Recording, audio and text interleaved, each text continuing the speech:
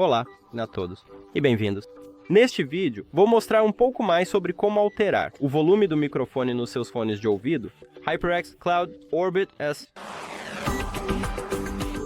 Então, este telefone está conectado a esses fones de ouvido por um cabo USB-C para USB-C.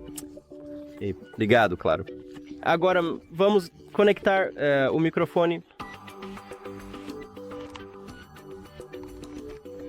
Aqui vamos nós. E agora, para alterar o volume do microfone, bem aqui temos esta roda perto de volume, como o volume dos fones de ouvido. Então, mova para aumentar o volume e para diminuir. Basta mover para baixo bem aqui. É isso! Obrigado por assistir a este vídeo. Se você achou útil, por favor, considere se inscrever no canal e deixar um like no vídeo. É realmente importante para nós. Até mais!